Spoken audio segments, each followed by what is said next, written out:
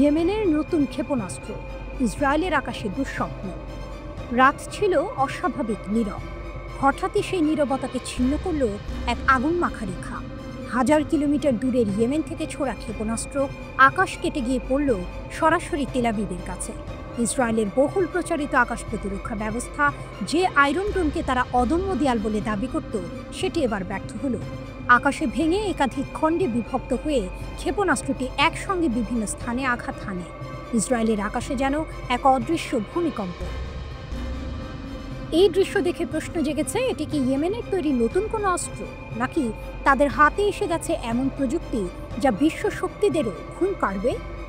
24 August ইসরায়েলের ইয়েনেট news জানায়, দেশটির বিমান বাহিনী এখন ব্যস্ত খোঁজ খবর নিতে। তারা খতিয়ে দেখছে হুথিদের ব্যবহৃত ক্ষেপণাস্ত্রটিতে আসলেই কি ক্লাস্টার মিউনিশন ছিল।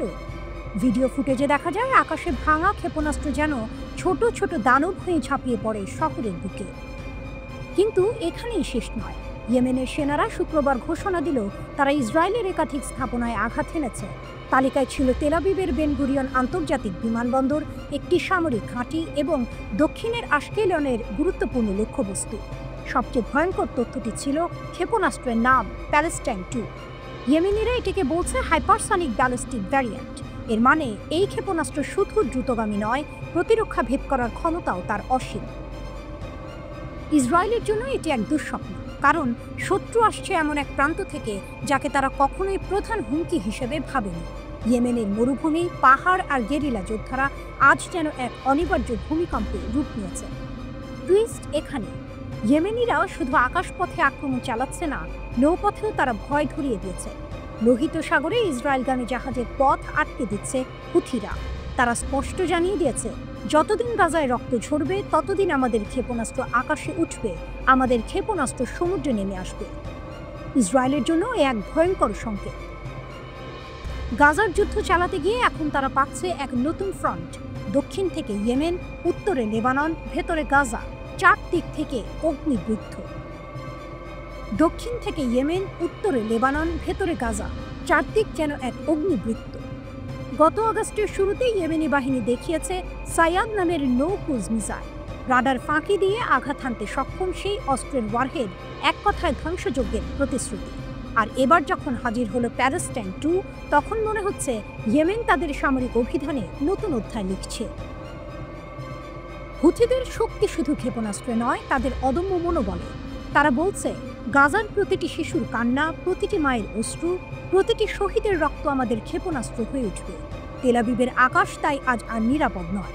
একদা যার হাতে ছিল ভয় দেখানোর ক্ষমতা, সেই ইসরায়েল আজ কাঁপছে ইয়েমেনি মরুভূমির যোদ্ধাদের সামনে। রাতের অন্ধকারে যখন আবার আকাশ চিরে আগুনের রেখা দৌড়ে যাবে, তখন হয়তো ইসরায়েলের নাগরিকেরা ভেবে উঠতে পারবেন না এটি কোনো দূরের যুদ্ধ নয়, বরং তাদের বাড়ির দরজায় এসে দাঁড়ানো বাস্তব। এভাবে 1000 মাইল দূরের ইয়েমেন আজ ইসরায়েলের বুকের ভেতর জাগিয়ে দিয়েছে ভয়, শঙ্কা আর আতঙ্ক। প্রশ্ন একটাই, এই ক্ষেপণাস্ত্র যুগে হুথিদের থামাবে কে?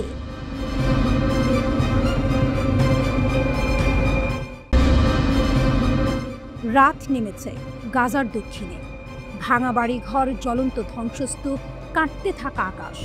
হঠাৎ করে এগুলির শব্দে থরথর করে ওঠে দক্ষিণ গাজার আল জাইতুন মহল্লা। মসজিদের পাশেই দীর্ঘদিন ধরে অবস্থান নিয়েছিল ইসরায়েলি ট্যাঙ্ক আর সামরিক যান। ঠিক সেখানেই হঠাৎ বেরিয়ে আসা এক ইসরায়েলি সেনাকে লক্ষ্য করে গুলি ছোড়ে আল কাসম ব্রিগেডের যোদ্ধা। মুহূর্তেই থেমে যায় সেই সেনার চলাচল। এক দফা মেশিনগানের গুলিতে নিস্তব্ধ হয়ে যায় হায়নার মতো দখলদার সৈন্য। কিছুক্ষণের মধ্যে আকাশে দেখা যায় উদ্ধারকারী হেলিকপ্টার। আহত কিংবা নিহত সেনাদের সরিয়ে নিতে নামে সেটি। দৃশ্যটা যেন প্রতিরোধের এক ছোট ছবি, যা আঁকা হচ্ছে দিনের পর দিন। অবরোধের শহরে অবিনশ্বর প্রতিরোধ।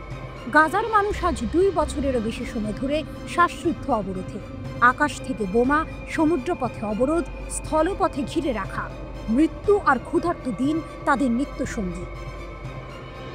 তবু ভাঙেনি তাদের মনোবল। গাজা প্রমাণ করছে প্রতিরোধ কখনো শেষ হয় না।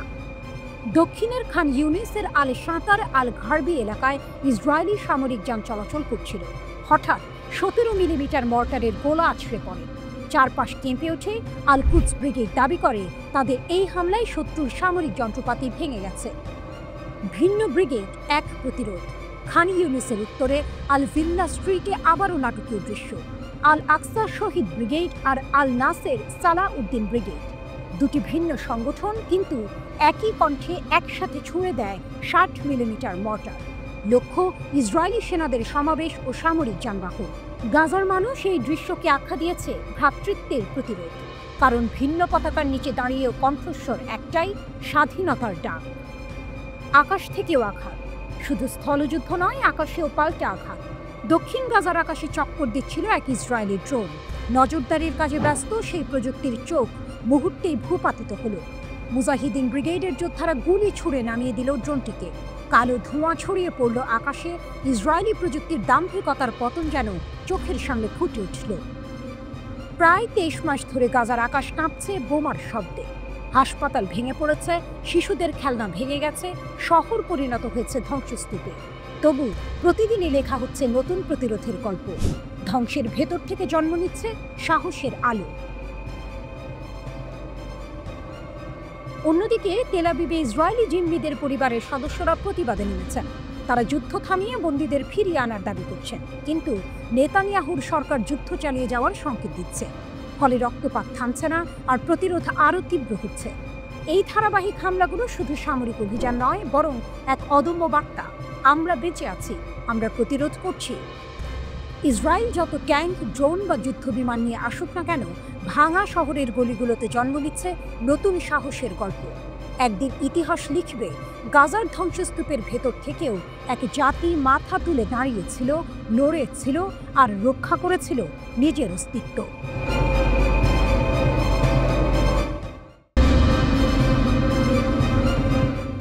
শনির দশা নেমেছে আমেরিকার আকাশে। দুনিয়ার সবচেয়ে শক্তিশালী সামরিক শক্তি মার্কিন যুক্তরাষ্ট্র, কিন্তু তাদের ভরসার যুদ্ধবিমানই আজ পরিণত হচ্ছে ধ্বংসের খেলায়। ভার্জিনিয়া উপকূল, স্থানীয় সময় সকাল 10টা। স্ট্রাইক ফাইটার স্কোয়াড্রন ৮৩ এর এক পাইলট নিয়মিত প্রশিক্ষণ ফ্লাইটে ছিলেন। হঠাৎ নিয়ন্ত্রণ হারালেন বিমানের। মাত্র কয়েক সেকেন্ডের মধ্যেই মার্কিন নৌবাহিনীর গর্ব FA-18E সুপার হর্নেট আছড়ে পড়ল সমুদ্রে। বাংলাদেশি টাকায় যার দাম প্রায় ৮২০ কোটি, সে বিমান এখন সমুদ্রের অন্ধকারে। পাইলট ইজেক্ট করে প্রাণ বাঁচালেও যুদ্ধবিমানটি এখনও উদ্ধার করা যায়নি। নিউ ইয়র্ক পোস্টের খবরে বলা হয়েছে, $৬৭ মিলিয়ন মূল্যের যুদ্ধবিমান সমুদ্রে ডুবে যাওয়ার পর নৌবাহিনীর পাইলটকে উদ্ধার করা হয়।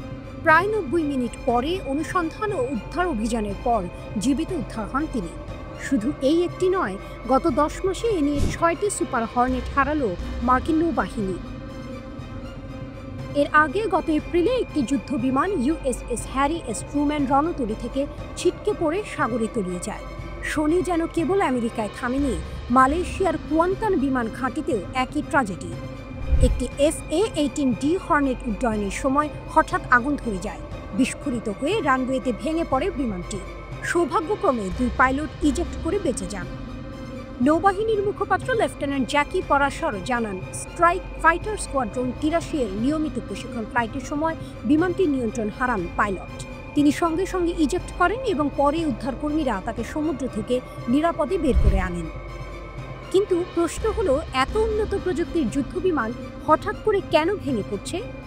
FA-18 সুপার হর্নেট ২ ইঞ্জিন বিশিষ্ট একটি মাল্টি রোল ফাইটার জেট, যুদ্ধক্ষেত্রের জন্য তৈরি এক দানব।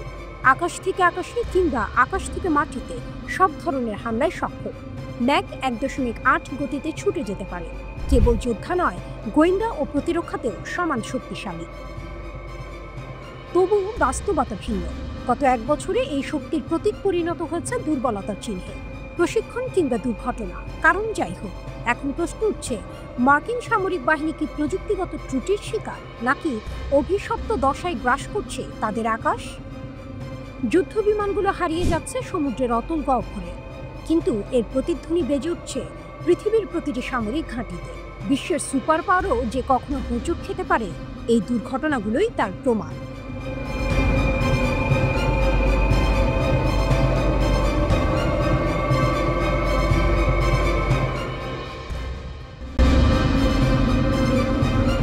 ট্রাম্প বনাম ইরান, প্রতিশোধের এক নতুন অধ্যায়। এক শীতল যুদ্ধের বাতাস বইছে মধ্যপ্রাচ্যে, যেখানে প্রতিটি শব্দই যেন এক একটি বোমা। এর কেন্দ্রবিন্দুতে রয়েছে পারমাণবিক কর্মসূচি, জানিয়ে চলছে ইরান আর আমেরিকার মধ্যে ব্যাপক উত্তেজনা। এই উত্তেজনা আরও বেড়েছে যখন আমেরিকার প্রেসিডেন্ট ডোনাল্ড ট্রাম্প ইরানকে পারমাণবিক অস্ত্র তৈরির জন্য সরাসরি হুমকি দিয়েছেন। কিন্তু ট্রাম্পের এই হুমকির জবাবে ইরানও নীরব থাকেনি। তাদের সেনাপ্রধান major general Abdur Rahim Musavi এক বজ্র কঠিন হুঙ্কার দিয়েছেন, যা আমেরিকার জন্য এক স্পষ্ট সতর্কবার্তা। ট্রাম্পের হুমকি ছিল স্পষ্ট, যদি ইরান পারমাণবিক অস্ত্র তৈরি করে তাহলে তারা আরও হামলার শিকার হবে। কিন্তু ট্রাম্প হয়তো ভুলে গেছেন এই ইরান এখন আর দুর্বল নয়। জেনারেল মুসাভি ফার্স্ট নিউজ এজেন্সিকে বলেছেন, আমেরিকা নিরাপদ নয়। এই কথাগুলো কোনো সাধারণ বিবৃতি নয়, বরং এটি এক গভীর প্রতিশোধের প্রতিশ্রুতি। তিনি আরও বলেন, তোমরা আমেরিকানরা কি মনে করো যে আজই পৃথিবীর শেষ দিন? আগামীকাল এই অঞ্চলে তোমাদের দখল এই জাতির শহীদদের সন্তানদের দ্বারা চ্যালেঞ্জ করা হবে না, এমনকি যদি এই প্রজন্মের একজনও অবশিষ্ট থাকে।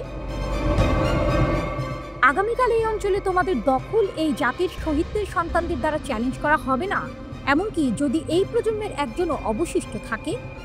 তোমরা আমেরিকানরা তাদের প্রতিশোধের আঘাত থেকে নিরাপদ থাকবে না। মুসাভি যেন আমেরিকার অতীত আগ্রাসন ও হত্যাকাণ্ডের প্রতিশোধের আগুন উস্কে দিলেন। তার কথাগুলো স্পষ্ট করে দেয় যে ইরান তাদের শহীদদের কোনোদিন ভুলবে না এবং এর প্রতিশোধ নিতে তারা বদ্ধপরিকর।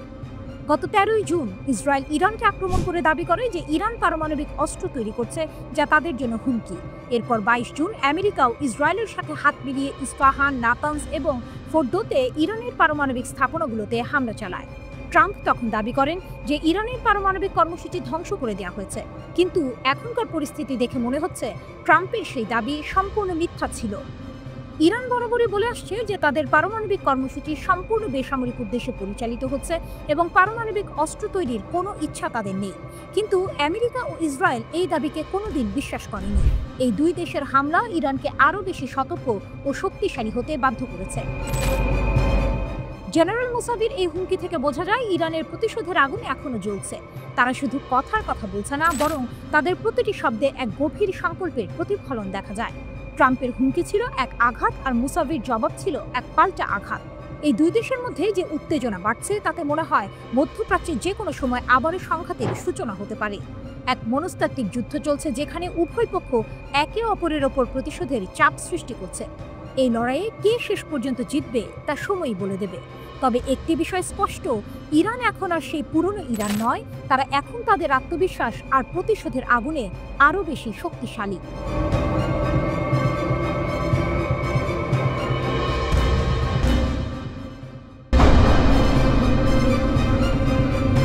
শীতল যুদ্ধের নতুন পর্ব, পারমাণবিক খেলা। গল্পটা শুরু হয়েছিল প্রায় 4 দশক আগে, যখন বিশ্ব ছিল দুটি শিবিরে বিভক্ত। একদিকে মার্কিনীদের নেতৃত্বাধীন জোট, অন্যদিকে সোভিয়েত ইউনিয়ন। দুই পরাশক্তির মধ্যে পারমাণবিক যুদ্ধের ঝুঁকি ছিল সর্বোচ্চ। সেই ভয়াবহ পরিস্থিতি থেকে মুক্তি পেতে জন্ম হয়েছিল এক ঐতিহাসিক চুক্তি, INF চুক্তি। এই চুক্তিটি ছিল পারমাণবিক ক্ষেপণাস্ত্র মোতায়েনের ওপর এক বড় লাগাম। বলা হয়েছিল কেউ আর 500 থেকে 5500 কিলোমিটার পাল্লার ক্ষেপণাস্ত্র ব্যবহার করতে পারবে না। এতে সাময়িকভাবে স্বস্তির নিঃশ্বাস ফেলেছিল পুরো বিশ্ব। কিন্তু সেই শান্তির গল্পে এবার ভাঙন ধরেছে। দীর্ঘ 38 বছর পর মস্কো একটি ধাক্কা দিল। অনেকটা সিনেমার মতো এক ঝটকায় রাশিয়া ঘোষণা করল তারা আর এই চুক্তি মানবে না। ক্রেমলিনের মুখপাত্র দিমিত্রি পেসকভ সাফ জানিয়ে দিলেন, আমরা আর নিজেদের কোনো বিধিনিষেধের মধ্যে রাখব না। এর মানে হলো রাশিয়া এখন থেকে ইচ্ছামতো মাঝারি পাল্লার পারমাণবিক ক্ষেপণাস্ত্র মোতায়েন করতে পারবে। এই ঘোষণার পর যেন ইউরোপে তীব্র আতঙ্কের ঢেউ আছড়ে পড়ল। ওয়াশিংটন থেকে লন্ডন পর্যন্ত জরুরি বৈঠকের পর বৈঠক চলতে শুরু করলো। সবার মনে একটাই প্রশ্ন, তাহলে কি আরেকটি পারমাণবিক সংঘাতের মুখোমুখি হতে যাচ্ছে বিশ্ব? যুদ্ধ চাইলে যুদ্ধ।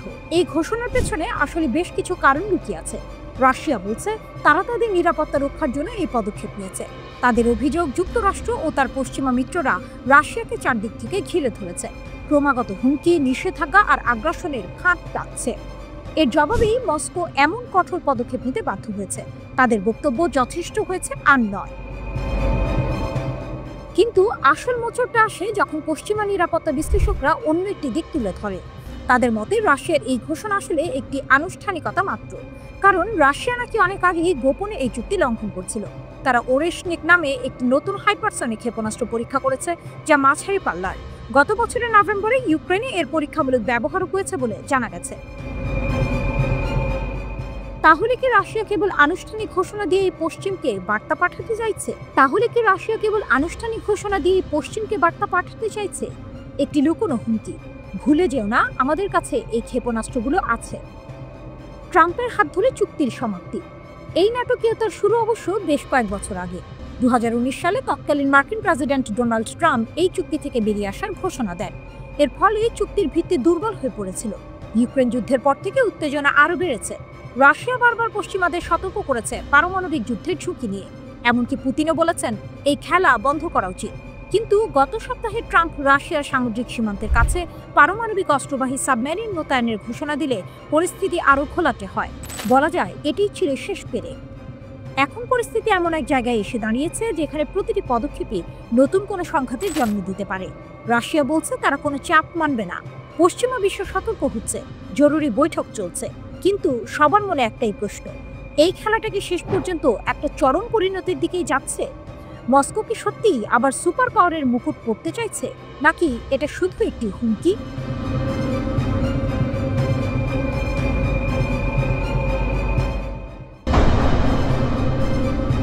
মার্কিন যুদ্ধজাহাজ কি বিশাল হুমকির মুখে? আমেরিকার যুদ্ধজাহাজের জন্য এক নতুন বিপদ ঘনিয়ে আসছে। লোহিত সাগর, আরব সাগর এবং এমনকি ভারত মহাসাগর পর্যন্ত প্রতিটি মার্কিন, ইসরায়েলি এবং ব্রিটিশ যুদ্ধজাহাজ এখন এক নতুন হুমকির মুখে। এই হুমকির নাম সায়াদ ক্রুজ ক্ষেপণাস্ত্র, যার মালিক ইয়েমেনি সশস্ত্র বাহিনী। একদল গেরিলা যোদ্ধা যারা এখন বিশ্ব শক্তির বিরুদ্ধে নিজেদেরকে এক অপ্রতিরোধ্য সামরিক শক্তি হিসেবে প্রতিষ্ঠা করছে। ইয়েমেনের সশস্ত্র বাহিনী 800 কিলোমিটার পর্যন্ত আঘাত হানতে সক্ষম এই নতুন ক্ষেপণাস্ত্রের সফল পরীক্ষা চালিয়েছে। সবচেয়ে চাঞ্চল্যকর খবর হলো তারা নিশ্চিত করেছে যে এই ক্ষেপণাস্ত্র এখন আনুষ্ঠানিকভাবে তাদের অস্ত্রাগারে যুক্ত হয়েছে। এই ক্ষেপণাস্ত্রটির নামই হলো সায়াদ। এই ক্ষেপণাস্ত্রের ক্ষমতা দেখে মনে হচ্ছে ইয়েমেনিরা এবার শুধু প্রতিরোধের জন্য নয়, বরং প্রতিপক্ষকে সরাসরি চ্যালেঞ্জ করার জন্য প্রস্তুত। এই ক্ষেপণাস্ত্রের সবচেয়ে বড় বৈশিষ্ট্য হলো এর ক্ষমতা এবং ধূর্ততা। সায়াদ এমনভাবে তৈরি করা হয়েছে যে এটি রাডার এড়িয়ে চলতে পারে এবং কম উচ্চতায় উঠতে পারে। এর ফলে এটিকে শনাক্ত করা বা আটকে দেওয়া প্রায় অসম্ভব। এটি একটি চলমান লক্ষ্যবস্তুতেও উচ্চ নির্ভুলতার সঙ্গে আঘাত হানতে সক্ষম। একটি মোবাইল ট্রাক থেকে এটি উৎক্ষেপণ করা হয়, যা এর গতিশীলতা ও গোপনীয়তা আরও বাড়িয়ে দেয়। সায়াদের ভেতরে রয়েছে 200 থেকে 300 কেজির একটি শক্তিশালী ওয়ারহেড, যা দিয়ে একটি বড় নৌযানকে সহজেই ধ্বংস করা যায়। এটি কেবল জাহাজে আঘাত হানতেই সক্ষম নয়, এর রয়েছে স্যাটেলাইট গাইডেন্স সিস্টেম, যা এটিকে স্থলভাগের লক্ষ্যবস্তুতেও হামলা চালাতে সাহায্য করে। ইয়েমেনি সশস্ত্র বাহিনী দাবি করছে যে তারা এখন ইয়েমেনের যে কোনো স্থান থেকে লোহিত সাগর, আরব সাগর, এমনকি ভারত মহাসাগরের জাহাজগুলোতে হামলা চালাতে পারে। 2023 সালের সেপ্টেম্বরে রাজধানী সানার আল সাবনি স্কোয়ারে অনুষ্ঠিত এক সামরিক কুচকাওয়াজে প্রথমবারের মতো সায়াদ ক্ষেপণাস্ত্র জনসম্মুখে প্রদর্শিত হয়। তখন বলা হয়েছিল এটি একটি মধ্যম পাল্লার ক্ষেপণাস্ত্র, যা স্থির ও চলমান উভয় প্রকার লক্ষ্যবস্তুতে আঘাত হানতে পারে। ইরান সমর্থিত ইয়েমেনি সশস্ত্র বাহিনী এই ক্ষেপণাস্ত্রটির নকশা তৈরি করেছে ইরানের কাদের 380 এবং পাভে ক্ষেপণাস্ত্রের অনুকরণে। এটি প্রমাণ করে যে ইরান শুধু মৌখিক সমর্থন নয়, বরং সরাসরি সামরিক প্রযুক্তির মাধ্যমে ইয়েমেনি সশস্ত্র বাহিনীর ক্ষমতা বাড়িয়ে তুলছে। এটি যেন এক গোপন সামরিক সহযোগিতা, যা পশ্চিমা শক্তির জন্য এক নতুন মাথা ব্যথার কারণ হয়ে দাঁড়িয়েছে। ইসরায়েলের সাথে সংঘাত শুরু হওয়ার পর থেকে হুথিরা তাদের ক্ষেপণাস্ত্রের ভান্ডার বাড়িয়ে চলেছে। প্রতিবেদন অনুযায়ী তাদের কাছে এখন 100টির বেশি ক্রুজ ক্ষেপণাস্ত্র মজুদ রয়েছে। একসময় যারা শুধু সাধারণ বিদ্রোহী হিসেবে পরিচিত ছিল, তারা এখন নিজেদেরকে এমন এক সামরিক শক্তি হিসেবে তৈরি করেছে যাদেরকে হালকাভাবে নেওয়া আর সম্ভব নয়। এর ফলে আমেরিকার যুদ্ধজাহাজগুলো এখন বিশাল হুমকির মুখে। 2015 সাল থেকে শুরু হওয়া সৌদি আগ্রাসনের পর ইয়েমেন ধাপে ধাপে নিজের সামরিক প্রযুক্তি শক্তিশালী করেছে। প্রাথমিক পর্যায়ে তাদের কাছে ছিল সোভিয়েত যুগের পুরনো সিস্টেম, কিন্তু 2017 সালে কুচ 1 ক্ষেপণাস্ত্রের আবির্ভাবের পর দৃশ্যপট পাল্টে যায়। বিশেষজ্ঞরা বলছেন সায়াদ ক্ষেপণাস্ত্রের মাধ্যমে ইয়েমেন শুধু নিজের ভূখণ্ড রক্ষা নয়, বরং শত্রুর সাগর জুড়ে ঘোরাফেরা করা বাণিজ্যিক ও রণতরী জাহাজগুলোকে স্পষ্ট বার্তা দিয়েছে এখন থেকে ওই জাহাজগুলো সমুদ্রপথে আর নিরাপদ নয়। এই ক্ষেপণাস্ত্র যুদ্ধের গতিপথ পরিবর্তনের সম্ভাবনাও সৃষ্টি করেছে।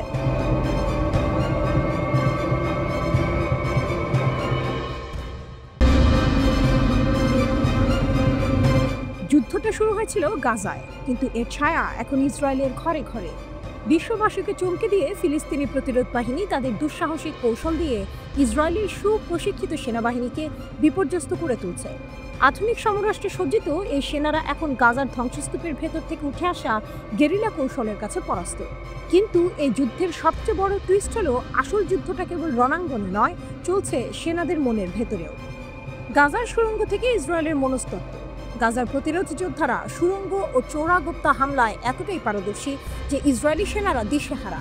তাদের এই দুঃসাহসিক প্রতিরোধের সামনে আধুনিক সমরাষ্ট্র যেন অকেজো।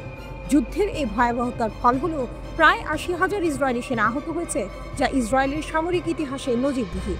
কিন্তু এর চেয়েও ভয়ঙ্কর হলো মানসিক ক্ষয়ক্ষতি। প্রায় ২৬,০০০ সেনা মানসিক সমস্যার শিকার, যার মধ্যে অনেকেই post traumatic stress disorder PTSD এ ভুগছেন। যুদ্ধ থেকে ফিরে আসার পরও তাদের চোখের সামনে ভেসে ওঠে বিস্ফোরণের ধোঁয়া, সহযোদ্ধার আর্তনাদ আর অজানা ফাঁদের আতঙ্ক। এই নীরব মহামারী ইসরায়েলকে ভেতর থেকে দুর্বল করে দিচ্ছে। একসময় যে সামরিক শক্তিকে অপ্রতিরোধ মনে করা হতো, সেই শক্তির ভিত্তি আজ নড়বড়ে।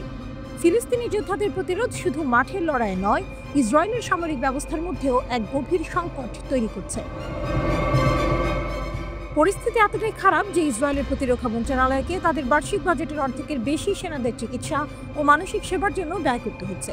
ইতিমধ্যেই $1.2 বিলিয়ন বিশাল অঙ্কের অর্থ বরাদ্দ করা হয়েছে। মানসিক ট্রমা থেকে সেনাদের মধ্যে আত্মহত্যার প্রবণতাও বেড়েছে। শুধুমাত্র 2025 সালেই অন্তত 16 জন সেনা আত্মহত্যা করেছে এবং যুদ্ধ শুরুর পর থেকে এই পর্যন্ত প্রায় 45 জন সেনা আত্মহত্যা করেছেন বলে জানা গেছে। এই ভয়াবহ পরিস্থিতিতে ইসরায়েলি সামরিক বাহিনীর বিরুদ্ধে তাদের সাবেক সেনারা মুখ খুলতে শুরু করেছে। তারা তেল আবিবে বিক্ষোভ করছে। ইসরায়েলি লেখক ও বিশ্লেষক এফরাইম এর মতে এটি একটি নীরব মহামারী, যা গাজার যুদ্ধ শেষ হয়ে গেলে আরও বিপজ্জনক হয়ে উঠবে।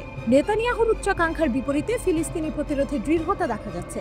তবে আসল ট্র্যাজেডি হলো এই যুদ্ধের সবচেয়ে বড় মূল্য চোকাতে হচ্ছে সাধারণ সৈনিকদের।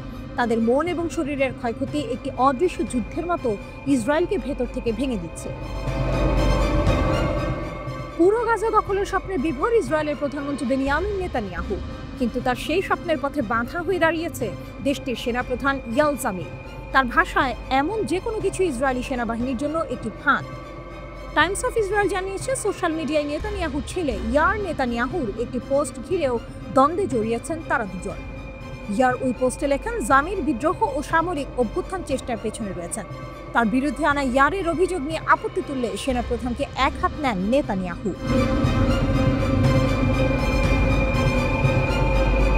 ইরানের নাটকীয় পদক্ষেপ, মোসাদের ষড়যন্ত্র নস্যাৎ, খামেনির দেশের শক্তি প্রদর্শিত, আটকে রাখা শ্বাস, রুদ্ধশ্বাস, উত্তেজনা আর একের পর এক বিস্ময়। এমনই এক চাঞ্চল্যকর ঘটনা ঘটেছে ইরানের বুকে। দেশটির গোয়েন্দা মন্ত্রণালয় এক নাটকীয় অভিযানে মোসাদ সংশ্লিষ্ট গোষ্ঠীগুলোর একটি বড় ষড়যন্ত্র ফাঁস করেছে। সিস্তান ও বালুচেস্তান প্রদেশের শান্ত মাটিতে হঠাৎ করেই যেন যুদ্ধ শুরুর দামামা বেজে উঠল। কিন্তু ইরান তার অদম্য শক্তি ও ক্ষুরধার বুদ্ধিমত্তা দিয়ে শত্রুর সব চাল নস্যাৎ করে দিয়েছে। রিপোর্ট আল মায়াদিনের। মার্কিন অস্ত্রের বিশাল চালান জব্দ, এক মারাত্মক চাল। শত্রুরা হয়তো ভেবেছিল তারা গোপনে তাদের কাজ চালিয়ে যাবে এবং ইরান তাদের ফাঁদে পা দেবে, কিন্তু সিস্তান ও বালুচেস্তানে যা ঘটল তা তাদের সব পরিকল্পনা উল্টে দিল। ইরানের নিরাপত্তা কর্মকর্তারা 3টি পৃথক অভিযানে 210টিরও বেশি সামরিক গ্রেড অস্ত্র জব্দ করেছেন। এই অস্ত্রগুলো কোথা থেকে এসেছে জানেন? মার্কিন যুক্তরাষ্ট্র। হ্যাঁ, ঠিকই শুনেছেন। মার্কিন অস্ত্রগুলো ইসরায়েলের মোসাদ গোয়েন্দা সংস্থার সঙ্গে যুক্ত কিছু গোষ্ঠী পাচার করছিল। তাদের উদ্দেশ্য ছিল একটাই, ইরানকে অস্থিতিশীল করা এবং সন্ত্রাসী কর্মকাণ্ডের মাধ্যমে দেশের শান্তি নষ্ট করা। কিন্তু ইরানের গোয়েন্দা বিভাগের তীক্ষ্ণ নজর থেকে কিছুই লুকানো সম্ভব নয়। তারা এই ষড়যন্ত্রের গন্ধ পেয়েছিল এবং অত্যন্ত দক্ষতার সাথে এই বিপুল পরিমাণ অস্ত্রের চালান আটক করেছে। এটি কেবল একটি অস্ত্র জব্দ নয়, এটি মোসাদ এবং তাদের মিত্রদের মুখের ওপর একটি সজাগ চপেটাঘাত। ইরানের এই পদক্ষেপ প্রমাণ করে দেশের নিরাপত্তা রক্ষার জন্য তারা কতটা দৃঢ় প্রতিজ্ঞ। IRGCর হুঁশিয়ারি, প্রত্যাশার চেয়েও কঠোর জবাব। ইরান শুধু অস্ত্র জব্দ করেই থেমে থাকেনি, বরং শত্রুদের প্রতি এক কঠিন বার্তা দিয়েছে। দেশটির সামরিক কমান্ডারদের শাহাদাতের 40তম দিন উপলক্ষে দেয়া এক বিবৃতিতে Islamic revolutionary guard corps IRGC স্পষ্ট জানিয়ে দিয়েছে, ইরানের নিরাপত্তার উপর যে কোনো হুমকির জবাবে তারা প্রত্যাশার চেয়েও বেশি কঠোর প্রতিক্রিয়া জানাবে। বিবৃতিতে বলা হয়েছে, অপারেশন ট্রু প্রমিস 3 এর চেয়েও বেশি শক্তিশালী এবং বেদনাদায়ক হবে তাদের পরবর্তী পদক্ষেপ। এই হুঁশিয়ারি দেওয়া হয়েছে মূলত যুক্তরাষ্ট্র, ইসরায়েল এবং তাদের মিত্রদের উদ্দেশ্যে। এর মাধ্যমে আইআরজিসি নিজেদের অপ্রতিরোধ্য শক্তির কথা পুনরায় স্মরণ করিয়ে দিয়েছে। তারা যে কোনো আগ্রাসনের বিরুদ্ধে যে কোনো সময়, যে কোনো স্থানে কড়া জবাব দিতে প্রস্তুত। এই ঘটনাগুলো কেবল অস্ত্রের চালা নাটকের খবর নয়, বরং এটি ইরানের অদম্য শক্তি, সামরিক প্রস্তুতি এবং দেশের নিরাপত্তা নিশ্চিত করার দৃঢ় প্রতিজ্ঞার এক সুস্পষ্ট প্রতিফলন। শত্রুরা যখন দেশের শান্তি নষ্ট করতে চায়, তখন ইরান যেন আরও শক্তিশালী হয়ে ওঠে। এই নাটকীয় মোড় এবং রুদ্ধশ্বাস পরিস্থিতি প্রমাণ করে ইরানকে দুর্বল ভাবার কোনো অবকাশ নেই। দেশের সার্বভৌমত্ব রক্ষায় তারা যে কতটা অপ্রতিরোধ্য তা আবারও প্রমাণিত হলো। এই ঘটনা কি অঞ্চলে আরও নতুন কোনো উত্তেজনার জন্ম দেবে, নাকি শত্রুরা ইরানের এই শক্তি দেখে পিছু হটবে?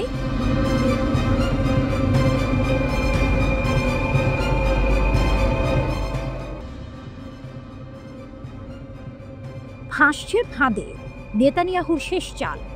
যুদ্ধটা শুরু হয়েছিল এক উচ্চাকাঙ্ক্ষী লক্ষ্য নিয়ে। ইসরায়েলের প্রধানমন্ত্রী বেনিয়ামিন নেতানিয়াহু চেয়েছিলেন হামাসকে সম্পূর্ণভাবে নির্মূল করতে এবং ইসরায়েলি বন্দীদের ফিরিয়ে আনতে।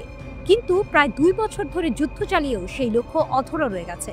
নেতানিয়াহুর প্রতিটি চাল যেন ব্যর্থ হচ্ছে। হামাসের প্রতিরোধের দেয়াল ভাঙা যায়নি, বরং নেতানিয়াহু এখন এমন এক ফাঁদে আটকে গেছেন যেখান থেকে বের হওয়ার পথ খুঁজে পাচ্ছেন না। পরিস্থিতি আরও জটিল হয়ে উঠেছে ইসরায়েলি প্রধানমন্ত্রীর জন্য। নেতানিয়াহু এখন নতুন এক চাল চেলেছেন। তিনি পুরো গাজা উপত্যকা দখল করার পরিকল্পনা করছেন, কিন্তু এই সিদ্ধান্ত তার নিজ দেশেই তীব্র বিরোধিতার মুখে পড়েছে। এমনকি তার সেনাপ্রধান এবং অন্যান্য শীর্ষ কর্মকর্তারাও এই পরিকল্পনার বিরোধিতা করছে। তাদের মতে পুরো গাজা দখল করা হলে ইসরায়েল এক গভীর সংকটে পড়বে। ওয়াল স্ট্রিট জার্নাল এর এক প্রতিবেদনেও বলা হয়েছে, নেতানিয়াহুর এই সিদ্ধান্ত এক বড় বিপদ ডেকে আনতে পারে। সেনাপ্রধানের পরামর্শ হলো পুরো গাজা দখলের পরিবর্তে ছোট ছোট অভিযান চালিয়ে হামাসকে দমন করা। এতে সৈন্যদের ওপর চাপ কমবে এবং কৌশলগত ঝামেলাও এড়ানো যাবে। সেনাপ্রধানের ভাষায়, আমাদের সেনাদের যুদ্ধের ক্লান্তি কমানোর কথা ভাবা উচিত এবং হামাসের ফাঁদে পা দেওয়া থেকে নিজেদেরকে রক্ষা করা উচিত। অন্যদিকে নেতানিয়াহুর কট্টর ডানপন্থী সমর্থকরা, যেমন তার জাতীয় নিরাপত্তা বিষয়ক মন্ত্রী, তাকে পুরো গাজা দখলের জন্য চাপ দিচ্ছে। এই চাপেই নেতানিয়াহু সম্ভবত তার শেষ চালটি চালছেন। জয়ের সুবাস নাকি নতুন সংকট? গাজার প্রায় 75% এলাকা ইসরায়েলের দখলে থাকলেও পুরোটা দখল করা তাদের জন্য প্রায় অসম্ভব।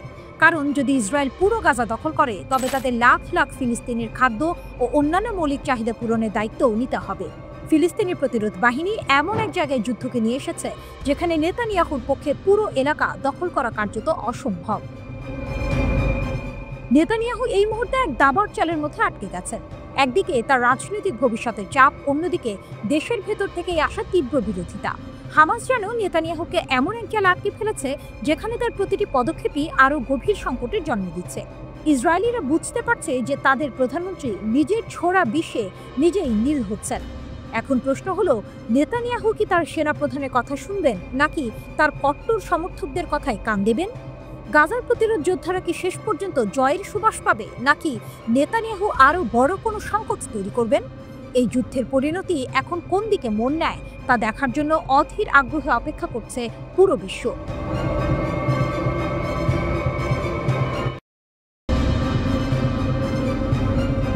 ফাঁসির মঞ্চে এক পরমাণু বিজ্ঞানী, বিশ্বাসঘাতকতার এক নির্মম গল্প।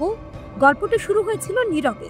এক ফাঁসি কার্যকর হয়েছে, খবরটা যেন প্রতিদিনকার সাধারণ এক ঘটনার মতো।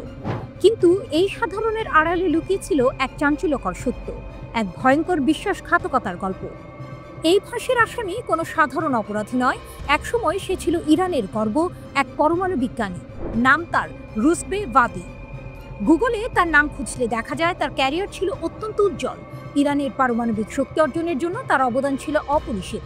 ডক্টরেট ডিগ্রিধারী এই বিজ্ঞানী 2011 সালে দেশের সবচেয়ে সেরা কিছু পরমাণু বিজ্ঞানীর সঙ্গে মিলে একটি গবেষণাপত্র লিখেছিলেন। তাদের এই গবেষণা ইরানের পারমাণবিক অগ্রগতির এক গুরুত্বপূর্ণ ধাপ ছিল। কিন্তু কে জানতো, দেশের উন্নতির জন্য দিনরাত পরিশ্রম করা এই মানুষটির ভেতরেই লুকিয়েছিল এক বিষাক্ত সাপ। ইরানের বিচার বিভাগ ঘোষণা করে ইসরায়েলের গুপ্তচর হিসেবে কাজ করার জন্য রুজবে ভাদির মৃত্যুদণ্ড কার্যকর করা হয়েছে। ইরানের এই বিশ্বাসঘাতকতার গল্পটা যেন এক সিনেমার প্লট। সেই জুন মাসে ইসরায়েলের সঙ্গে সংঘাতে যে কয়েকজন ইরানি পরমাণু বিজ্ঞানী শহীদ হয়েছিলেন, রুজবে তাদেরই একজন সহকর্মী ছিলেন। তিনি শহীদ বিজ্ঞানীদের সম্পর্কে গুরুত্বপূর্ণ গোপন তথ্য মোসাদের হাতে তুলে দিয়েছিলেন। এই তথ্যই হয়তো সেই হামলার কারণ। সরকার বলছে ভাদিকে অনলাইনে নিয়োগ করা হয়েছিল। মোসাদের একজন কর্মকর্তা তাকে যাচাই বাছাই করেন, তারপর তাকে কেভিন নামে পরিচিত একজন হ্যান্ডলারের কাছে হস্তান্তর করা হয়। মোসাদ বুঝতে পারে ভাদির কর্মক্ষেত্র ও তার পদমর্যাদা তাকে এক উচ্চ মূল্যবান উৎস করে তুলতে পারে। মোসাদ তাই তাকে সরাসরি তাদের সেরা একটি বিভাগের সাথে যুক্ত করে। তাকে প্রতি মাসে একটি ক্রিপ্টোকারেন্সি ওয়ালেটের মাধ্যমে অর্থ প্রদান করা হতো, যেন তার গতিবিধি বোঝা না যায়। ভাদিকে শুধু টাকা দিয়ে শান্ত করা হয়নি, তাকে দেওয়া হয়েছিল একটি বিশেষ ফোন, ল্যাপটপ এবং 2টি ফ্ল্যাশ ড্রাইভ। এরপর তাকে দেওয়া হয় গোপন তথ্য সংগ্রহের প্রশিক্ষণ। সফলভাবে প্রশিক্ষণ শেষে তিনি ইরানের সবচেয়ে স্পর্শকাতর ও গোপন তথ্য মোসাদের কাছে পাচার করা শুরু করেন। এই বিশ্বাসঘাতকতা শুধু একজন বিজ্ঞানীর নয়, পুরো দেশের প্রতি ছিল এক ভয়ঙ্কর আঘাত। ঘটনাটি আবারও প্রমাণ করে শত্রুরা কেবল সামরিক শক্তি দিয়ে আঘাত করে না, তারা দেশের ভেতর থেকেই শত্রুদের তৈরি করার চেষ্টা করে। কিন্তু ইরান তার শক্তি ও প্রতিরোধের প্রমাণ রেখেছে। বিশ্বাসঘাতককে খুঁজে বের করে তাকে সর্বোচ্চ শাস্তি দিয়ে ইরান প্রমাণ করেছে যে দেশের নিরাপত্তার সঙ্গে কোনো আপোষ করা হবে না। এই ফাঁসি কেবল একজন অপরাধীর শাস্তি নয়, এটি ইরানের সেই শক্তির প্রতিধ্বনি যা দেশের সার্বভৌমত্ব ও নিরাপত্তার জন্য যে কোনো মূল্যে লড়তে প্রস্তুত। এই ফাঁসির ঘটনাটি যেন এক সতর্কবাণী, যা বলছে যে কোনো দেশের সবচেয়ে বড় শত্রু দেশের বাইরের নয়, বরং ভেতরের বিশ্বাসঘাতকরা। ইরানের এই কঠোর পদক্ষেপ প্রমাণ করে দেশের সুরক্ষার জন্য তারা কতটা দৃঢ় প্রতিজ্ঞ।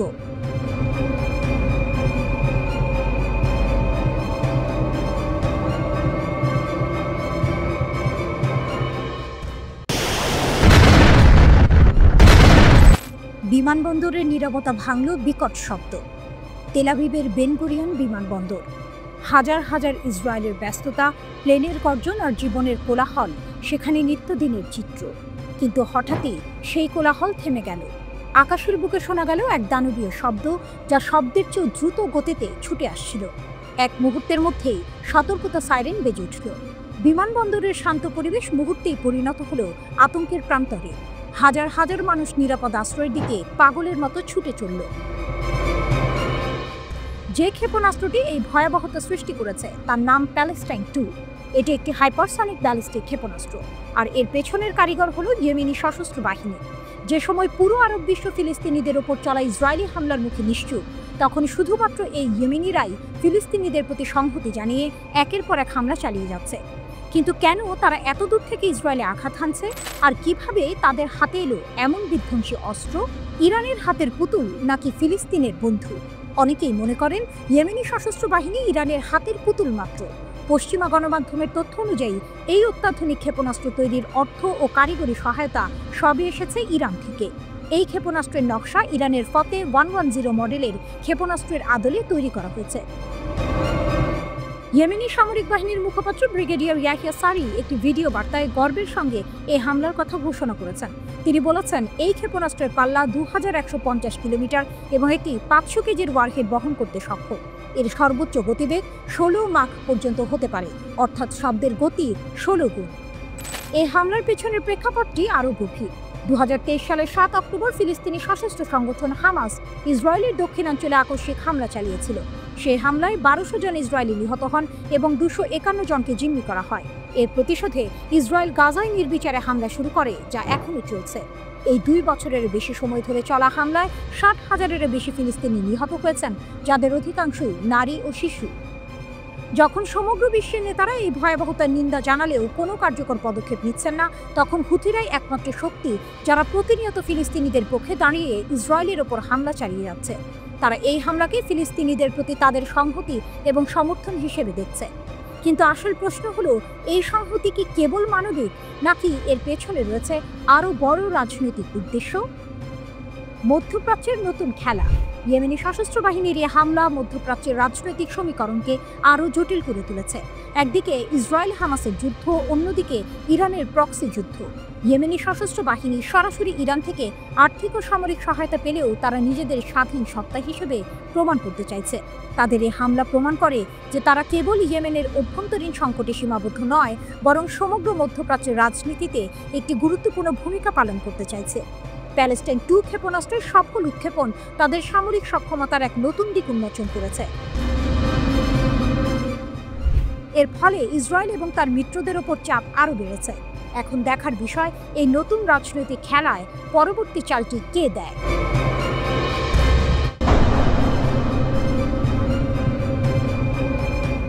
পুতিন কি ইরানকে পারমাণবিক বোমা তৈরিতে সাহায্য করছে? গোপন এক রাতের অন্ধকার সফরে শুরু হয় এই গল্প। একদল ইরানি বিজ্ঞানী চুপিসারে পা রেখেছিলেন রাশিয়ার মাটিতে। তাদের মিশন ছিল অত্যন্ত গোপনীয়। এই সফরের পেছনে লুকিয়েছিল একটি গভীর পরিকল্পনা। একটা গভীর পরিকল্পনা যা বিশ্বের রাজনৈতিক মানচিত্রকে বদলে দিতে পারে। সবার মনে একটাই প্রশ্ন, পুতিন কি তবে ইরানকে পারমাণবিক অস্ত্র তৈরিতে সাহায্য করছেন? এই প্রশ্নের জবাব খুঁজতে গিয়ে ফাইন্যান্সিয়াল টাইমসের এক চাঞ্চল্যকর প্রতিবেদন যেন এক সিনেমার প্লট উন্মোচন করেছে। প্রতিবেদন অনুযায়ী 2024 সালের অগাস্ট মাসে ইরানের একদল বিজ্ঞানী গোপনে রাশিয়া সফর করেন। তাদের লক্ষ্য ছিল শুধু সাধারণ প্রযুক্তি নয়, এমন কিছু দ্বৈত ব্যবহারের প্রযুক্তি জোগাড় করা যা সামরিক কাজেও ব্যবহার করা যায়। এই 5 সদস্যের দলের নেতৃত্বে ছিলেন একজন পরমাণু পদার্থবিদ আলী কালভান্দো, যিনি ইরানের সামরিক গবেষণা সংস্থা SPND এর একজন জ্যেষ্ঠ কর্মকর্তা। এই সংস্থাটি পারমাণবিক অস্ত্র কর্মসূচির সাথে সরাসরি যুক্ত। দলের মধ্যে একজন সামরিক গোয়েন্দা কর্মকর্তাও ছিলেন, যা এই সফরের উদ্দেশ্যকে আরও রহস্যময় করে তোলে। ফাইন্যান্সিয়াল টাইমস গোপন সূত্রের বরাতে এই তথ্য ফাঁস করে। এর বরাতে ইরান ইন্টারন্যাশনাল জানায় 2024 সালের অগস্টে এই সফরের নেতৃত্বে ছিলেন 43 বছর বয়সী ইরানি পারমাণবিক পদার্থবিদ আলী কালভান। তিনি কূটনৈতিক পরিষেবা পাসপোর্টে মস্কোতে এসেছিলেন। তার সাথে ছিলেন আরও 4 জন। তখন কালভান্ট বলেছেন তারা একটি বেসরকারি পরামর্শদাতা সংস্থার প্রতিনিধিত্ব করেছেন। কিন্তু এখন পশ্চিমা কর্মকর্তারা জানান প্রতিনিধি দলটিতে একজন সামরিক কাউন্টার ইন্টেলিজেন্স অফিসার এবং ইরানের প্রতিরক্ষামূলক উদ্ভাবন ও গবেষণা সংস্থা SPNDর সাথে যুক্ত সদস্যরা ছিলেন। ইরানি প্রতিনিধি দল রাশিয়ার বিজ্ঞানীদের সাথে দেখা করে এবং এমন সব কোম্পানি পরিদর্শন করে যারা অত্যন্ত সংবেদনশীল প্রযুক্তি নিয়ে কাজ করে। তাদের আগ্রহের মূল কেন্দ্রবিন্দু ছিল ট্রিটিয়াম নামক একটি আইসোটোপ, যা পারমাণবিক ওয়ারহেড তৈরিতে অপরিহার্য। এই সফর শুরুর আগে তারা এক চিঠিতে ট্রিটিয়াম, স্ট্রন্টিয়াম 90 এবং নিকেল 63 এর মতো সংবেদনশীল উপাদানগুলো সরবরাহের অনুরোধ করে। এই উপাদানগুলো সামরিক ক্ষেত্রে ব্যবহারের জন্য অত্যন্ত গুরুত্বপূর্ণ। এই সফর থেকে এক নতুন সত্য সামনে এসেছে। এতদিন ধরে রাশিয়া পারমাণবিক ইরানের ঘোর বিরোধী ছিল, কিন্তু এই গোপন সফর প্রমাণ করে যে মস্কোর অবস্থান হয়তো বদলাচ্ছে। বিশ্লেষকরা মনে করেন ফেডারেল সিকিউরিটি সার্ভিসের অনুমোদন ছাড়া এই ধরনের সফর ও প্রযুক্তিগত আলোচনা সম্ভব নয়। এর অর্থ রাশিয়া হয়তো এখন ইরানের পারমাণবিক উচ্চাকাঙ্ক্ষাকে গোপনে সমর্থন করছে। এই খবরটি এমন এক সময় প্রকাশিত হয়েছে যখন ইরান তার পারমাণবিক সক্ষমতা দ্রুত বাড়াচ্ছে। মার্কিন কর্মকর্তারা বলছেন ইরান আনুষ্ঠানিকভাবে ঘোষণা না করলেও খুব দ্রুত পারমাণবিক বোমা তৈরি করতে সক্ষম। ইরানের এই সক্ষমতা নিয়ে পশ্চিমা বিশ্ব জুড়ে উদ্বেগ বাড়ছে। জুন মাসে ইসরায়েলি বাহিনী SPND সদর দপ্তরে হামলা চালিয়েছিল, যেখানে বেশ কয়েকজন বিজ্ঞানী নিহত হন। এই হামলাগুলো সত্ত্বেও ইরান তার পারমাণবিক কর্মসূচিকে এগিয়ে নিয়ে যাচ্ছে। এই ঘটনাগুলো ইঙ্গিত দিচ্ছে ইরান পারমাণবিক শক্তিধর রাষ্ট্রে পরিণত হতে পারে, আর তার পেছনে হয়তো রয়েছে রাশিয়ার নীরব সমর্থন। ইরান যেমন তার শক্তি বৃদ্ধির জন্য দৃঢ় প্রতিজ্ঞ, তেমনি রাশিয়াও হয়তো আমেরিকার প্রভাব কমাতে তাদের পুরনো অবস্থান থেকে সরে আসছে। নজরে রাখছে অধিকৃত পশ্চিম তীরে পুতিনের দূতদের উপর হামলা। পশ্চিম তীরে হামলার পর রাশিয়ান দূতাবাস জবাব দাবি করেছে। পশ্চিম তীর অঞ্চলে একটি রাশিয়ান কূটনৈতিক যানবাহনে হামলা চালানো হয়েছিল। ইসরায়েলি বসতি স্থাপনকারীরা গাড়িটিকে লক্ষ্য করে হামলা চালিয়ে উল্লেখযোগ্য যান্ত্রিক ক্ষতি করেছে। 30 জুলাই গিভত আসাফের অবৈধ ফাঁড়ির কাছে এই ঘটনা ঘটে। এই এলাকাটি রামাল্লার ঠিক পূর্বে এবং জেরুজালেমের প্রায় 20 কিলোমিটার উত্তরে অবস্থিত। গাড়িটিতে রাশিয়ান কূটনৈতিক কর্মী ছিল। কূটনীতিকরা ফিলিস্তিনি কর্তৃপক্ষ এবং ইসরায়েল উভয়ের কাছেই অনুমোদিত ছিলেন। আক্রমণের সময় বসতি স্থাপনকারীরা রাশিয়ানদের হুমকি দিচ্ছিল বলে জানা গেছে।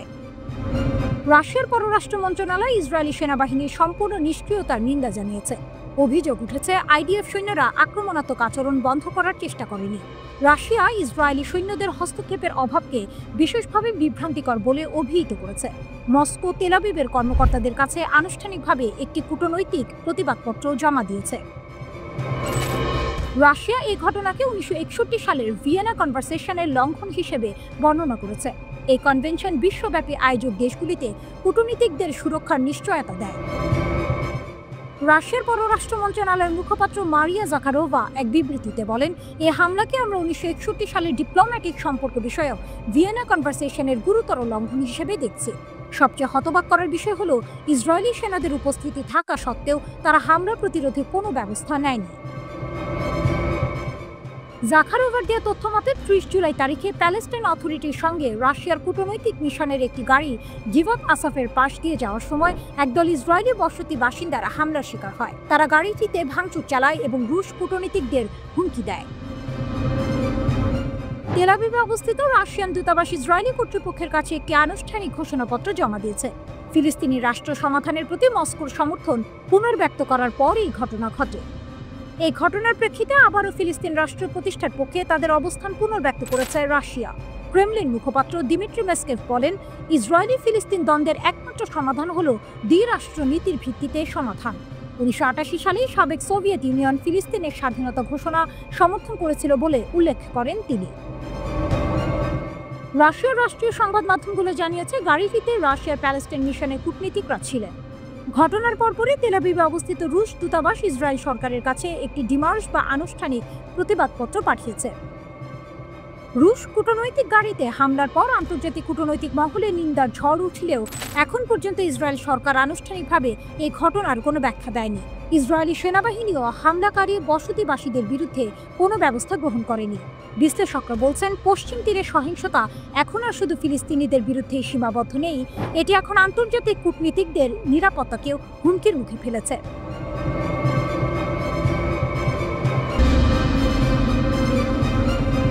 ধ্বংসস্তূপ থেকে ফিনিক্স পাখির জন্ম, ইরানের নতুন হুঙ্কার। তেহরানের পোড়ামাটিতে যখন ধোঁয়া উঠছিল তখন সারা বিশ্ব ভাবছিল ইরান কি এবার থামবে। 12 দিনের রক্তক্ষয়ী যুদ্ধ শেষ হয়েছে ঠিকই, কিন্তু শত্রুতার আগুন নেভেনি। ইসরায়েলের একের পর এক হামলা সত্ত্বেও ইরানের পরমাণু স্থাপনার ইউরেনিয়াম সমৃদ্ধকরণ কর্মসূচি বন্ধ করা যায়নি। যে স্থাপনাগুলো ধ্বংস হয়েছে, ইরান যেন সেই ছাই থেকে নতুন করে জেগে উঠতে চাইছে। এক ফিনিক্স পাখির মতো তারা আরও দৃঢ় প্রতিজ্ঞ হয়ে তাদের পরমাণু কর্মসূচিকে নতুন জীবন দিতে চাইছে। আর এই মনোভাবের কারণেই মধ্যপ্রাচ্যের আকাশে আবার ঘনিয়ে আসছে এক নতুন যুদ্ধের মেঘ। যুদ্ধবিরতির পর আমেরিকা ও ইসরায়েল ভেবেছিল ইরান হয়তো চাপে পড়ে নরম হবে, কিন্তু বাস্তবে যা ঘটল তা সম্পূর্ণ উল্টো। ইরানের ইসলামী বিপ্লবী গার্ড কোর IRGC তাদের নিহত কমান্ডারদের 40 দিন পূর্তি উপলক্ষে এক কড়া হুঁশিয়ারি দিয়েছে। তাদের বার্তা ছিল স্পষ্ট, যদি আবার আমাদের সার্বভৌমত্বে আঘাত আসে তাহলে এর জবাব হবে এমন যা শত্রুর কল্পনাকেও ছাড়িয়ে যাবে। এই হুঙ্কার শুধু কথার কথা নয়, এর পেছনে রয়েছে আগের যুদ্ধের বাস্তব অভিজ্ঞতা। ইসরায়েল ও আমেরিকা ইরানের পরমাণু স্থাপনাগুলোতে হামলা চালিয়েও তাদের লক্ষ্য অর্জনে ব্যর্থ হয়েছে, বরং ইরান দ্রুতই ক্ষতিগ্রস্ত স্থাপনাগুলো সংস্কারের কাজ শুরু করেছে। তারা স্পষ্ট করে দিয়েছে, হামলা চালিয়ে তাদের পরমাণু কর্মসূচি থেকে সরানো যাবে না। IRGC আরও হুঁশিয়ারি দিয়েছে যে যদি ভবিষ্যতে আবারও হামলা চালানো হয় তাহলে তাদের প্রতিশোধ হবে অপারেশন ট্রু প্রমিস 3 এর চেয়েও ভয়াবহ। গত যুদ্ধের সময় ইসরায়েলের বিমান হামলার জবাবে ইরান তাদের গুরুত্বপূর্ণ অবকাঠামোতে একের পর এক ক্ষেপণাস্ত্র হামলা চালিয়েছিল। আধুনিক আকাশ প্রতিরক্ষা ব্যবস্থাও সেই হামলাকে পুরোপুরি আটকাতে পারেনি। সেই হামলার তীব্রতা এত বেশি ছিল যে লাখ লাখ ইসরায়েলি নাগরিককে বাংকারে আশ্রয় নিতে হয়েছিল। এখানেই শেষ নয়, আমেরিকার হামলার জবাবে ইরান কাতারে অবস্থিত তাদের একটি সামরিক ঘাঁটিতেও হামলা চালায়। এই প্রতিশোধের তীব্রতা ক্রমে এতটাই বাড়তে থাকে যে শেষ পর্যন্ত আমেরিকা ও ইসরায়েল যুদ্ধবিরতি ঘোষণা করতে বাধ্য হয়। IRGC তাদের বিবৃতিতে সেই কথাটি মনে করিয়ে দিয়েছে। তারা বলছে, ইরান এখন অপরাধী ইসরায়েল ও মার্কিন গ্যাংয়ের বিরুদ্ধে নিজেদের স্বাধীনতা অর্জনের লক্ষ্যে অটল। IRGCর এই হুঙ্কার কেবল প্রতিরোধের বার্তা নয়, বরং একটি নতুন আত্মবিশ্বাসের প্রতিফলন। তারা বলছে, শহীদদের রক্তে রঞ্জিত ইরান এখন একটি অপ্রতিরোধ্য বৈশ্বিক শক্তি হিসেবে মাথা উঁচু করে দাঁড়িয়ে আছে। ইরান এখন যে কোনো শত্রুর পতন ঘটাতে পুরোপুরি প্রস্তুত। এই চরম হুঁশিয়ারিগুলো থেকে বোঝা যায় মধ্যপ্রাচ্যের পরিস্থিতি এখন এক নতুন মোড়ে এসে দাঁড়িয়েছে। ইরান আর কোনো দুর্বল প্রতিপক্ষ নয়, বরং এক শক্তিশালী ও অপ্রতিরোধ্য শক্তি।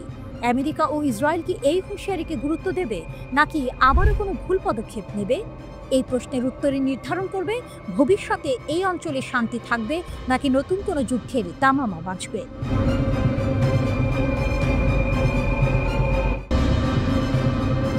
ট্রাম্প কি ইয়েমেনের সশস্ত্র বাহিনীর কারণে পিছু হটতে বাধ্য হয়েছিলেন? এক চাঞ্চল্যকর খবর সামনে এসেছে, যা আন্তর্জাতিক রাজনীতিতে নতুন করে তোলপাড় সৃষ্টি করেছে। ইয়েমেনের সশস্ত্র বাহিনী দাবি করেছে তারা মার্কিন প্রেসিডেন্ট ডোনাল্ড ট্রাম্পকে যুদ্ধ বন্ধ করতে বাধ্য করেছিল। একটি প্রভাবশালী ইসরায়েলি সংবাদপত্রের প্রতিবেদন উদ্ধৃত করে তারা এই দাবি করেছে। ট্রাম্প কেন পিছু হটলেন? ইয়েমেনি সশস্ত্র বাহিনীর এই দাবির পেছনে রয়েছে কয়েকটি চাঞ্চল্যকর ঘটনা। তাদের দাবি অনুযায়ী মার্কিন নৌবাহিনীর একটি গুরুত্বপূর্ণ যুদ্ধজাহাজ ইউএসএস হ্যারি ট্রুম্যান গত মে মাসে ইয়েমেনি ক্ষেপণাস্ত্রের হামলার শিকার হয়েছিল। এই হামলায় যুদ্ধজাহাজটি প্রায় আঘাতপ্রাপ্ত হয়। ইসরায়েলি সংবাদ মাধ্যম ক্যালকালিস্ট এর প্রতিবেদন অনুসারে ট্রুম্যানকে সেই হামলা এড়াতে বিপজ্জনকভাবে কৌশল পরিবর্তন করতে হয়েছিল। এর প্রতিক্রিয়া হিসেবে একটি F-18 জেট লোহিত সাগরে বিধ্বস্ত হয়।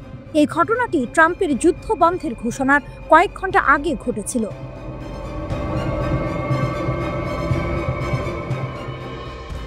ইয়েমেনি সশস্ত্র বাহিনীর মতে এই হামলা ট্রাম্পকে শর্ত ছাড়াই ইয়েমেনের সামরিক অভিযান বন্ধ করতে বাধ্য করে, কারণ ট্রাম্প আশঙ্কা করেছিলেন যে যদি একটি মার্কিন যুদ্ধজাহাজ সফলভাবে আঘাতপ্রাপ্ত হয় তাহলে তা সমগ্র বিশ্বে আমেরিকার সম্মান এবং শক্তিকে চূর্ণ করে দেবে। হোয়াইট হাউসকে নাড়িয়ে দেওয়া এই ক্ষেপণাস্ত্র হামলাকে ওই প্রতিবেদনে একটি ইয়েমেনি বিস্ময় হিসেবে উল্লেখ করা হয়েছে। মার্কিন সামরিক বাহিনীর উদ্বেগ এবং দুর্বলতা। এই প্রতিবেদন থেকে আরও জানা যায় যে মার্কিন নৌবাহিনীর কর্মকর্তারা ট্রাম্পকে অব্যাহত সামরিক ঝুঁকি সম্পর্কে সতর্ক করেছিলেন। তারা বলেছিলেন যে একটি ক্ষতিগ্রস্ত বিমানবাহী রণতরী আমেরিকার বিশ্বাসযোগ্যতার জন্য একটি বড় বিপর্যয় হবে। ইয়েমেনি ক্ষেপণাস্ত্র এবং ড্রোনের অপ্রত্যাশিত ব্যবহার মার্কিন সামরিক বাহিনীকে স্তম্ভিত করে দিয়েছিল। মার্কিন বাহিনী ইয়েমেনি সশস্ত্র বাহিনীর হুমকি পুরোপুরি নিয়ন্ত্রণে রাখতে নিজেদের অক্ষম বলে মনে করেছিল। পেন্টাগনের এক কর্মকর্তা কমান্ডার ব্রেট কুপার এটিকে দ্বিতীয় বিশ্বযুদ্ধের পর মার্কিন নৌবাহিনীর সবচেয়ে বড় লড়াই হিসেবে বর্ণনা করেছিলেন। এতে বোঝা যায় ইয়েমেনিদের সামরিক সক্ষমতাকে পেন্টাগন কতটা গুরুত্ব সহকারে দেখেছিল। ট্রাম্পের পিছু হটাকে সম্মান রক্ষার জন্য।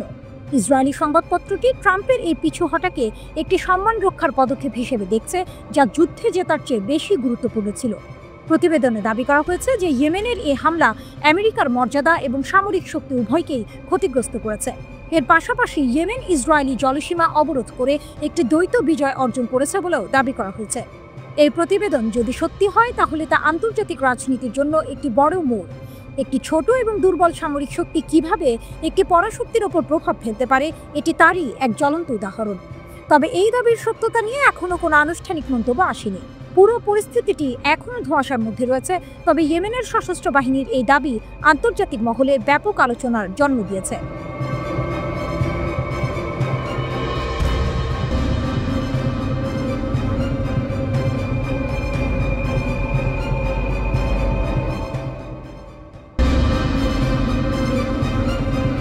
একসময় যুদ্ধের ময়দান কাঁপত হাতি আর ঘোড়ার বিশাল বাহিনীতে। এরপর এলো ট্যাঙ্ক, কামান আর ভয়ঙ্কর সব যুদ্ধজাহাজ। আধুনিক প্রযুক্তির ছোঁয়ায় যুদ্ধের এই রণক্ষেত্র এখন আরও এক ধাপ এগিয়ে গেছে। আজ যুদ্ধের ময়দান কাঁপছে ফাইটার জেট, ড্রোন আর নেভাল ডেস্ট্রয়ারে।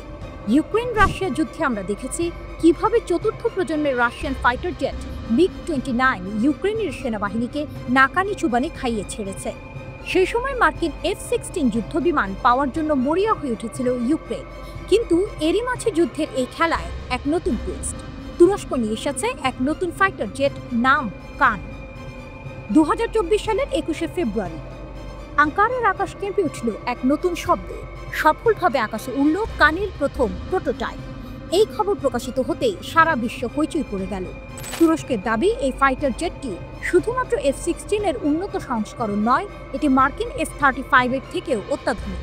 তাহলে কি ফাইটার জেটের আকাশে মার্কিন ও রাশিয়ান আধিপত্যের অবসান হতে চলেছে? তুর্কি ফাইটার জেটের নতুন যুগ কি শুরু হতে যাচ্ছে?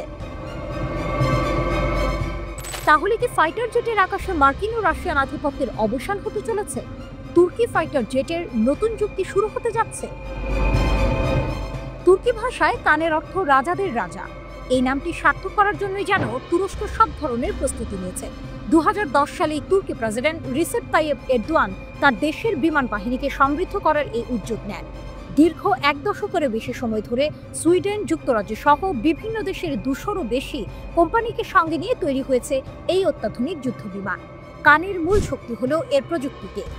এই ফাইটার জেটে ব্যবহার করা হয়েছে দুটি জেনারেল ইলেকট্রিক F-110 ইঞ্জিন, যা মার্কিন F-16 বিমানেও ব্যবহৃত হয়। তবে তুরস্ক জানিয়েছে 2028 সালের মধ্যে তারা নিজস্ব ইঞ্জিন ব্যবহার করে কাম তৈরি করবে। 21 মিটার লম্বা এই ফাইটার জেটের গতি ঘন্টায় 2222 কিলোমিটার, যা মার্কিন S-35 এর গতি ঘন্টায় 1950 কিলোমিটার থেকেও বেশি। এর স্টেলথ মোড যেকোনো রাডারকে ফাঁকি দিতে সক্ষম।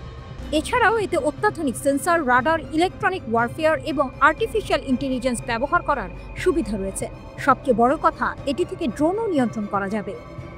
মার্কিন যুক্তরাষ্ট্র যখন কোনো দেশকে অস্ত্র বিক্রি করে তখন বেশ কিছু শর্ত জুড়ে দেয়, যেমন অস্ত্র কোথায় ব্যবহার করা যাবে, তৃতীয় পক্ষকে দেয়া যাবে কিনা, অথবা কোনো আন্তর্জাতিক আইন লঙ্ঘন করা যাবে কিনা ইত্যাদি। কিন্তু তুরস্কের কান কিনলে এমন কোনো শর্তের আওতায় থাকতে হবে না, আর এই কারণেই অনেক দেশ এর দিকে ছুটছে। ইন্দোনেশিয়া এরই মধ্যে 48টি কান কেনার জন্য $10 বিলিয়ন চুক্তি করেছে। এছাড়া সৌদি আরব, আজারবাইজান, ইউক্রেন, পাকিস্তান সহ আরও অনেক দেশ এই ফাইটার জেটটি কিনতে আগ্রহী। তবে কি তুরস্কের ড্রোন শক্তির পর এবার ফাইটার জেটের জগতেও তুরস্কের আধিপত্য শুরু হতে যাচ্ছে? শুধু প্রোটোটাইপ দিয়েই আন্তর্জাতিক বাজারে যে আলোড়ন ফেলেছে কান, তাতে ভবিষ্যতে বাংলাদেশের সামরিক বহরেও এই তুর্কি ফাইটার জেট যুক্ত হওয়ার সম্ভাবনা উড়িয়ে দেওয়া যায় না। কিন্তু এই রাজাদের রাজা শেষ পর্যন্ত কতটা সফলতা পাবে তা জানা যাবে বাণিজ্যিক উৎপাদন শুরু হওয়ার পর।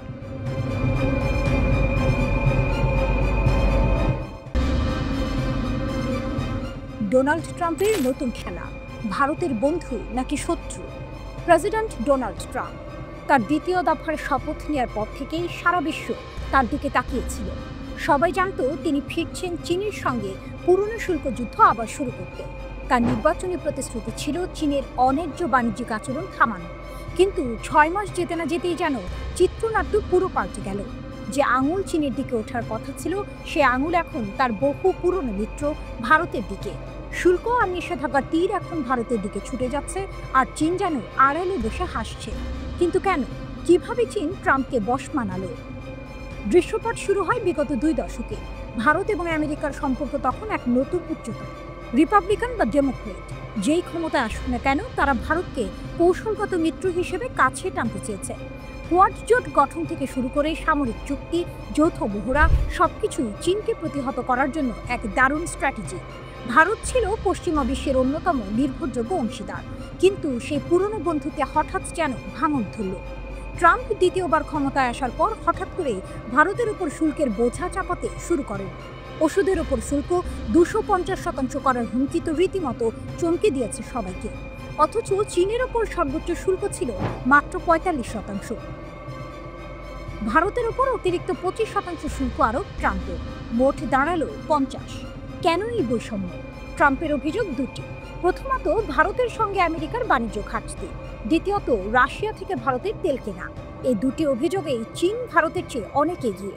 আমেরিকার সঙ্গে চীনের বাণিজ্য ঘাটতি $295 বিলিয়ন, যেখানে ভারতের সঙ্গে মাত্র 46 বিলিয়ন।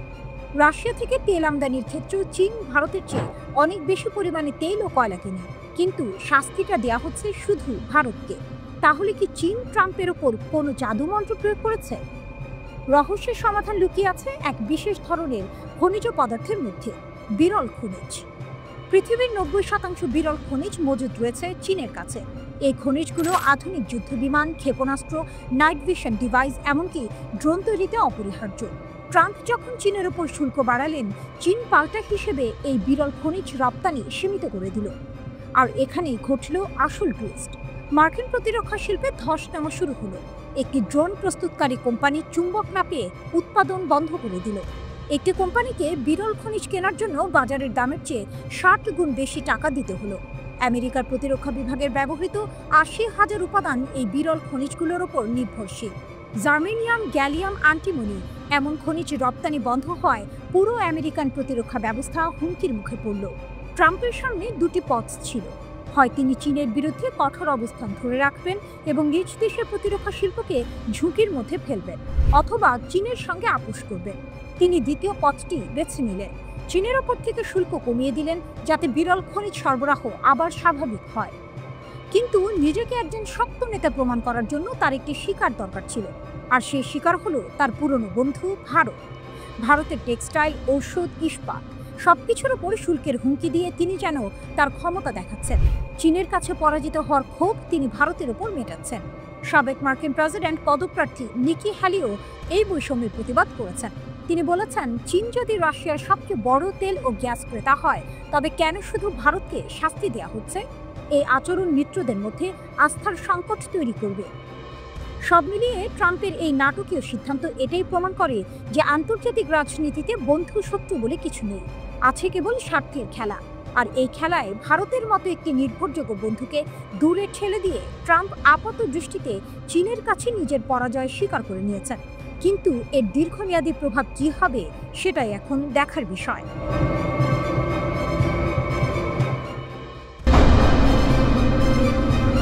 1990-এর দশকের সেই শীতল যুদ্ধের দিনগুলো হঠাৎ করে যেন আবার ফিরে এলো, কিন্তু এবার কোনো সীমানা রেখায় নয়, বরং মহাসাগরের গভীরে। এক নির্দেশেই বদলে গেল সবকিছু। মার্কিন প্রেসিডেন্ট ডোনাল্ড ট্রাম্পের একটি নির্দেশে পারমাণবিক সাবমেরিনগুলো রাশিয়ার দিকে যাত্রা শুরু করলো। এই ঘটনা যেন সমগ্র বিশ্বকে এক পুরনো ভয়ের মুখোমুখি দাঁড় করিয়ে দিল। যে ভয় ছিল পারমাণবিক যুদ্ধের, যা ছিল দুই পরাশক্তির নীরব প্রতিদ্বন্দ্বিতার। ট্রাম্পের এই নির্দেশ যেন মহাসাগরের গভীরে থাকা এক ঘুমন্ত দানবকে জাগিয়ে তুলেছে। গভীরের দানব, কার শক্তি বেশি? ট্রাম্পের নির্দেশের পরপরই শুরু হলো জল্পনা। কে বেশি শক্তিশালী, রাশিয়া নাকি আমেরিকা? রাশিয়ার সংসদ সদস্য ভিক্টর ভোটলাটস্কির মন্তব্য সেই জল্পনাকে আরও উস্কে দিল। তিনি বললেন, মহাসাগরে থাকা রুশ পারমাণবিক সাবমেরিনের সংখ্যা যুক্তরাষ্ট্রের তুলনায় অনেক বেশি। ট্রাম্প যে সাবমেরিনগুলো পাঠাচ্ছেন সেগুলো অনেকদিন ধরেই আমাদের নজরদারিতে আছে। এই মন্তব্য থেকে বোঝা যায় উভয় দেশই একে অপরের ওপর নজরদারি চালাচ্ছে। কিন্তু প্রশ্ন হলো, কার শক্তি বেশি? বেশিরভাগ বিশ্লেষকের মতে এই খেলায় রাশিয়া এগিয়ে। তাদের হাতে এমন সব অত্যাধুনিক সাবমেরিন রয়েছে যা যুক্তরাষ্ট্রের শক্তিকেও হারিয়ে দিতে পারে। রাশিয়ার নৌবহরে আছে প্রায় 64টি সাবমেরিন, যার মধ্যে 14টি ব্যালিস্টিক মিসাইল বহনকারী। এগুলোকে রাশিয়ার কৌশলগত প্রতিরক্ষা ব্যবস্থার কেন্দ্রবিন্দু মনে করা হয়। ভয়াবহতার রূপরেখা, রাশিয়ার হাতে আছে 8টি বোরি ক্লাস সাবমেরিন। প্রতিটি সাবমেরিনে আছে 16টি বুলাভা SLBM এবং 6টি টর্পিডো লঞ্চার। এই সাবমেরিনগুলো পানির নিচে শত্রু সাবমেরিন ধ্বংস করতে পারে, এমনকি সমুদ্রের তলায় মাইনও বসাতে পারে। ধীরে ধীরে এগুলোকে প্রতিস্থাপন করছে ডেল্টা 4 ক্লাস সাবমেরিন। এই সাবমেরিনগুলো সাগরের নিচে রাশিয়ার পারমাণবিক প্রতিরক্ষার মূল ভিত্তি। সবচেয়ে আধুনিক হলো ইয়াসেন ক্লাস সাবমেরিন, যার আছে 4টি। প্রতিটি সাবমেরিনে 5টি ক্যালিবার্গ অথবা 4টি P-800 ক্ষেপণাস্ত্র রাখা হয়। প্রতিটি সাবমেরিনে 5টি ক্যালিবার্গ অথবা 4টি P-800 ক্ষেপণাস্ত্র রাখা যায়, যা দূরপাল্লার আক্রমণ ও যুদ্ধজাহাজ ধ্বংসে অত্যন্ত কার্যকর। অন্যদিকে যুক্তরাষ্ট্র পিছিয়ে নেই, তাদেরও আছে বিশাল সাবমেরিন বহর। তারা 3 ধরনের অ্যাটাক সাবমেরিন পরিচালনা করে: ভার্জিনিয়া ক্লাস, সিওল ক্লাস এবং লস অ্যাঞ্জেলস ক্লাস। তারাও মহাসাগরের গভীরে নিজেদের আধিপত্য ধরে রাখতে সমানভাবে লিপ্ত। এক অস্থির ভবিষ্যৎ। ট্রাম্পের এই নির্দেশ এবং রাশিয়ার পাল্টা হুমকি। ট্রাম্পের এই নির্দেশ এবং রাশিয়ার পাল্টা হুমকি কেবল দুই দেশের মধ্যে উত্তেজনা বাড়াচ্ছে না, বরং পুরো বিশ্বকে এক অস্থির ভবিষ্যতের দিকে ঠেলে দিচ্ছে। এই সাবমেরিনগুলো কেবল সামরিক সরঞ্জাম নয়, এগুলো হলো এক নীরব হুমকি, এক অদৃশ্য যুদ্ধের প্রতীক। যখন এই সাবমেরিনগুলো গভীর সাগরে একে অপরের সঙ্গে মুখোমুখি হয়, তখন তা কেবল দুটি দেশের সামরিক শক্তির প্রতিযোগিতা নয়, বরং মানব সভ্যতার টিকে থাকার এক চরম পরীক্ষা হয়ে দাঁড়ায়। মহাসাগরের গভীরে যে খেলা শুরু হয়েছে, তার ফল কি হবে তা কেউ জানে না। এই সাবমেরিনগুলো কি কেবল ক্ষমতার প্রদর্শনী, নাকি কোনো এক ভয়াবহ যুদ্ধের সূচনা? নীরব সংকেত থেকে এক ভয়াবহ পারমাণবিক সংঘাতের দিকে কি এগিয়ে যাচ্ছে বিশ্ব?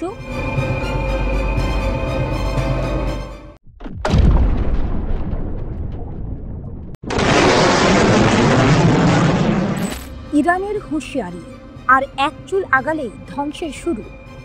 ঘড়ির কাঁটা থেমে যায় না, কিন্তু কিছু মুহূর্ত ইতিহাসে জমে থাকে চিরকাল।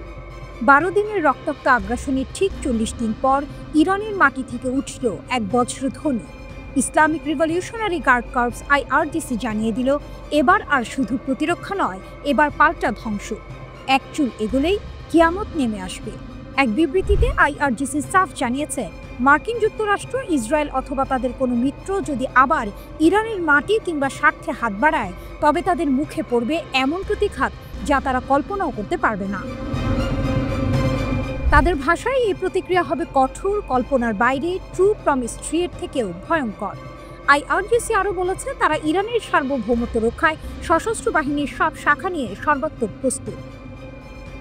ইরানের প্রতিটি পর্বত, মরুভূমি, আকাশ যেন এখন এক বিশাল সতর্ক কামান। যুদ্ধবিরতি ইরানি চাপিয়ে দিয়েছে। বিবৃতিতে দাবি করা হয়েছে 12 দিনের যুদ্ধে আমেরিকা ও ইসরায়েলকে যুদ্ধবিরতিতে বাধ্য করেছে ইরান।